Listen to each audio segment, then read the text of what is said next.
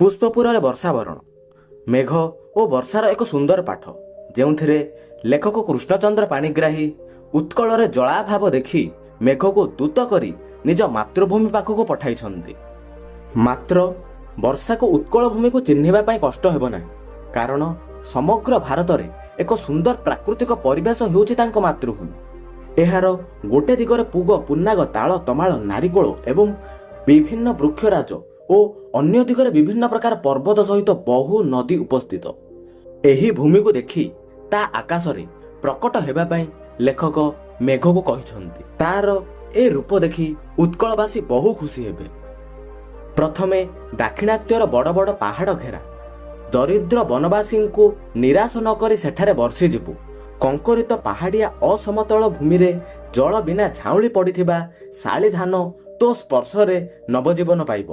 ନିଘଞ୍ଚ ବନଭୂମିରେ ବାସ କରୁଥିବା ସରଳ ନିରୀହ ନରନାରୀ ମେଘ ଘଡ଼ଘଡ଼ିକୁ ନ ଡରି ସେମାନେ ବର୍ଷାରେ ଭିଜି ଶସ୍ୟ କ୍ଷେତ୍ରରେ କାମ କରିଥାନ୍ତି। ଏହି ବନବାସୀମାନେ ପ୍ରକୃତି ବ୍ୟତୀତ ଆଉ କାହାର ଅନୁଗ୍ରହ ଲୋଡ଼ନ୍ତି ନାହିଁ।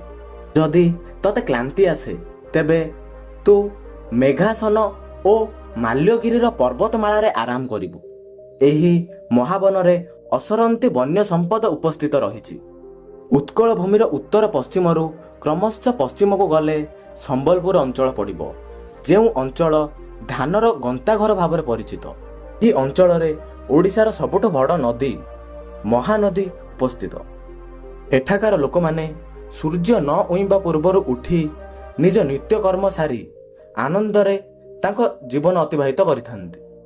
ଏହାପରେ ଉପକୂଳ ଅଞ୍ଚଳକୁ ଆସିବା ବେଳେ ପଥ ମଧ୍ୟରେ ବହୁ ବାଉଁଶ ବନ ଦେଇ ଯିବା ପଥ ମଧ୍ୟରେ ସମସ୍ତ ଅଞ୍ଚଳକୁ ଶ୍ୟାମଳ କରି ଅନୁଗୁଳ ପରେ କପିଳାସ ସ୍ପର୍ଶ କରି ଉତ୍କଳପୁରକୁ ପହଞ୍ଚିବା ଆଗରୁ ଉଚ୍ଚ ଅଟ୍ଟାଳିକାକୁ ଦେଖି ଜାଣିବୁ ଯେ ତାହା କଟକ ନଗରୀ। ଉତ୍କଳର ଶ୍ରେଷ୍ଠ ଅଞ୍ଚଳ କଟକ ଥିଲା ଦିନେ ଗର୍ବିତ ଗଜପତିର ରାଜଧାନୀ। ଏଠାରୁ ଅଜୟ ସେନାବାହିନୀ ଦୁର୍ଗ ପରେ ଦୁର୍ଗ ଜୟ କରି ଯାଉଥିଲେ ଓ ଶ୍ୟାମଳ କରି ଚାଲିଯିବାକୁ ଲେଖକ କହିଛନ୍ତି।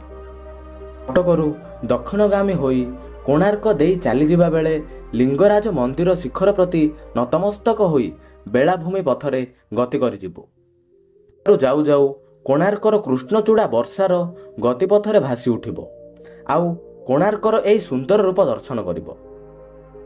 ଯଦି ତାର ମୁଖ ଫିଟୁଥାନ୍ତା, ସେ ମେଘକୁ ଅତୀତର ବହୁ ଘଟଣା ବିଷୟରେ କହିପାରନ୍ତା। ଏଠାରେ ସାଗର କୂଳକୁ ଶ୍ୟାମଳ କରି ଚଞ୍ଚଳ ପାଦରେ ନୀଳାଚଳ କ୍ଷେତ୍ରକୁ ଗତି କରି ଚାଲିବ।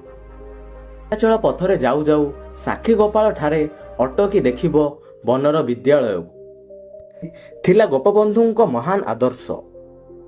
ପରେ ତାଳ, ତମାଳ, ପୁଗ, ପୁନ୍ନାଗ, ନାରିକେଳ ଏବଂ କେତକୀ ବନ ମଧ୍ୟ ଦେଇ ନୀଳାଚଳରେ ପହଞ୍ଚିବୁ। ଇତିହାସର ପ୍ରତି ଅଂଶ ଦେଇ ଗତି କରିଗଲେ ଜଗନ୍ନାଥ ହିଁ ଉତ୍କଳର ଇତିହାସ ବୋଲି ଜାଣିବ।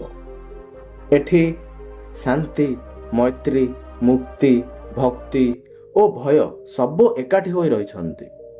ଏବଂ ଏଠି ଦେଖିବୁ ନୀଳାଚଳ ଧାମ, ପତିତପାବନ ଓ ନୀଳଚକ୍ରକୁ।